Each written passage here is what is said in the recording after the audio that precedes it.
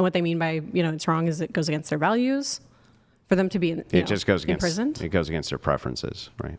Yeah, in that case, so that statement is true. Yeah, sure, but it's equally true to say, no, we're going to keep you a slave. Not to that person. Yeah, not to that person, but just to the other people. But once again, not to that person, and not to me, certainly. But if it is the case that rights themselves, being a value of the concept of the mind, these concepts are real, then that would mean that all people who were slaves had the right to be free. That's true. But also that all people who enslave people had the right to enslave them, and that's also equally true, correct? If what you mean, like we can substitute... No, this is what you mean. Yeah, if you let me finish sentences, I can do that. Okay. So when you have the people who are enslaving other people, if what you mean by those people saying, I have the right to enslave these people, is that those people are, substituting out their words for like, I have the value that these people are enslaved, then to them, that is true. They do, in fact, have that value. So for you, a right is simply... Wait, I'm confused now. Now I'm actually confused on your view. You said a right is just a belief? Yeah, I think, well, when we're talking about like concepts, yeah. Okay, if it's just a belief, then it's an equally true belief that these people over here, their right to enslave you exists. It's equally true, and because the wording, I think people use this wording in a weird way sometimes. What would be more accurate to say is that person desires this, they value this, or they prefer this. Okay, so what gives them the right to something?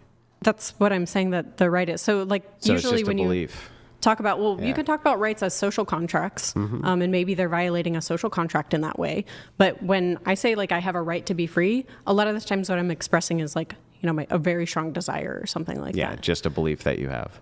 Sure. Yeah. And I mean, that's what those people are saying. So if you're just saying it is true that those people, to them, it is true, I have the right to enslave this person. And if you substitute what they mean by that by I desire to enslave these people or I have a strong will to do so, then that's trivially true. You don't disagree with that, certainly.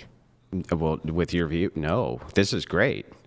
You have to concede that the right is real, that people collectively have the right to enslave people, and that is real. Concepts are real. And what you mean belief is real. By right is it's real in the sense that they do, in fact, believe or value that thing. Yeah, that is now, true that they, in fact, believe and value is those that things. Belief that you can hold people in slavery? Is that a belief which, I mean, obviously you're against it, right? I'm not saying you're not. Of course. But that belief, this value which is real, this concept which is true, they actually do have the right to do this. Is that morally worse than your view that they shouldn't? To me, yeah. To you. And that's it, only to you, right? Because it doesn't make you feel good, right? You can say words like that, like you can say, doesn't make me feel good. That would be more in line with somebody who takes some like emotivist view on that type of thing. But I'm fine with saying that, there's a proposition that, that is wrong. And by that, I mean that, that's something that goes against my values. Got it. Or my desires or preferences so in a very strong way. Now we've untangled all of that. This argument actually becomes much easier. So the goal of feminism is to push people or push women specifically towards materialism and not duty. And I think that the belief of people in duty is much more important than the belief of people in materialism.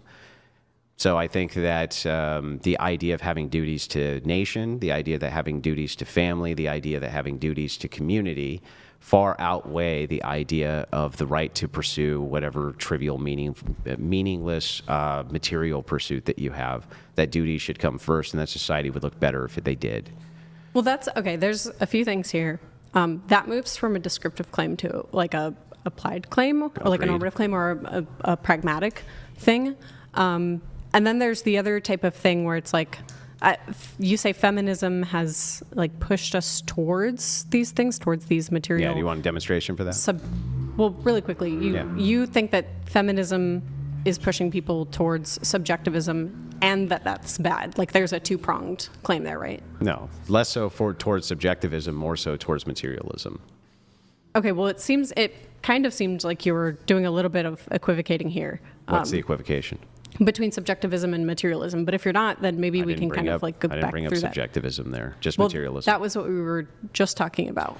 No. What we were talking about is after we untangle all of the concepts, all we're really talking about is just everything reduces to beliefs.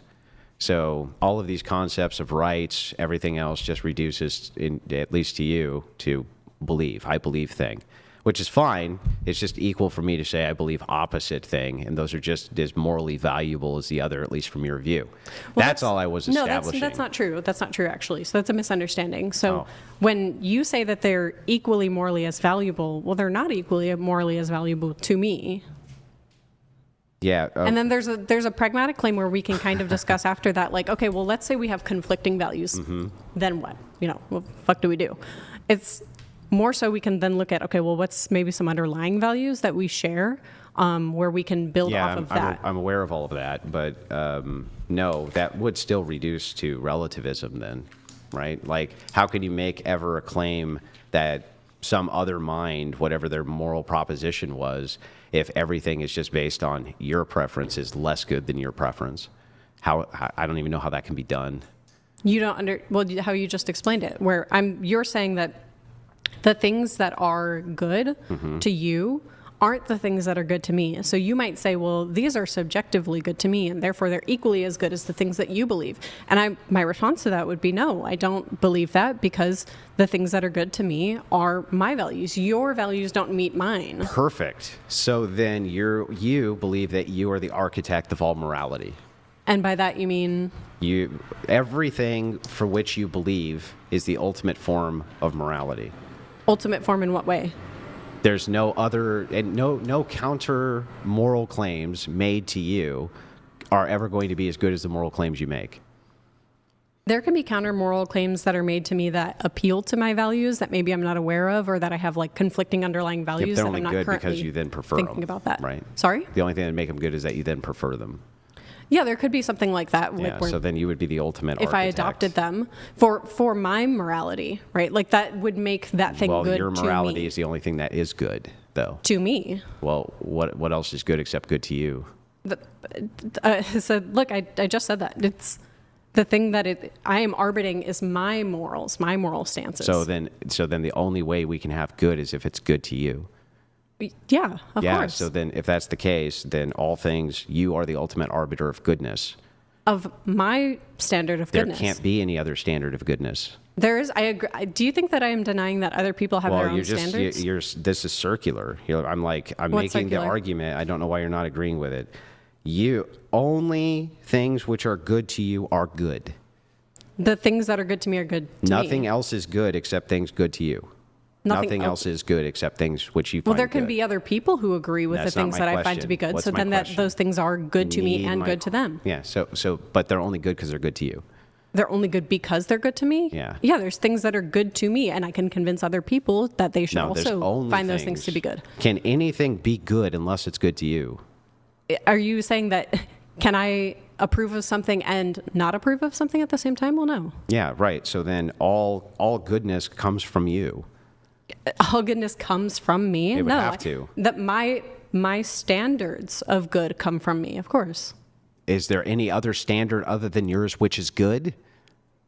Relative to me? No. Unless it aligns with my idea or value, then no. Then you are the ultimate arbiter of goodness. Of my own. That's the only kind that there is. There is no other kind. No, there We've are. We've reduced this like 6 times. It always comes back to if we look good. at good as values, right? Yeah. I'm not denying that you have values. I'm not denying that Brian has values. I'm not denying that, Joshua down the road has values. Yeah. So there are things that are good to those other people. But relative to me, unless they align with my values, they're not good. So then you are a moral relativist. Look, I'm fine with if you want to call that moral relativism. What else would it be fine. when you say it's relative to you is relative to me? So where does that bring us? Look, if I just say, look, I am a moral relativist, fine, whatever you want to call it, yeah, what that label would be you want to put on it. fantastic. We at least make some headways, because what I'm saying to you is that from a prescriptive claim, then, if it's all just relative, then you can't really say that Islam enslaving women is morally bad. It's just morally bad to you, right? And I am saying that. It is morally bad to me. And because you can only say it's bad to you, But because it's relative, right? You can't. It's probably bad to a lot of other people too, but it is bad to me. But you just said that it's relative. Like, you can't make the claim, really, since it's relative. Wait, They're why? good to them. It's good to me. Why? Well, because otherwise, then just admit you're the ultimate arbiter of all goodness. Look, that even if I accepted that semantic usage there, that I'm the ultimate arbiter of goodness, which I would add that asterisk on the end that, like, no, I'm the ultimate arbiter of my moral values and my goodness. I mean, that's fine. That doesn't bring us anywhere else. I can still look at people and go, the things that they're doing don't match up with my values, and that to me is bad. Yeah, but my claim is that it would have to then necessarily be, and at least it seems to be from all the questions you've answered, that if they don't match up with your values, that is what is bad, and only things which match up with your values are what is good, and nothing else is good. To me. And well, but I don't disagree. Do you think if that it's only focused on you, who else could it be focused on? Do you think? Well, those people have their own values, and to them, things are good. So to them, those things are good. To me, those things are bad, and they don't meet my values. Okay, got it. So then, when we're talking about duty, right? And here's my claim. Then, I think that duty to materialism makes things bad.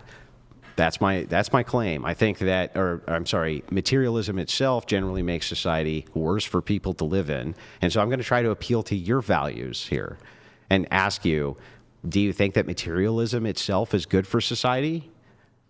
Or do you think it's bad for society? The way that I framed materialism. Material goods can be fulfilling? That the movement towards materialist goods being fulfilling over other things like duty is bad for society. I'm not sure what it means to have something like a material good. Maybe you can give me an example of that, a material good being over a duty or something like that. What do you mean?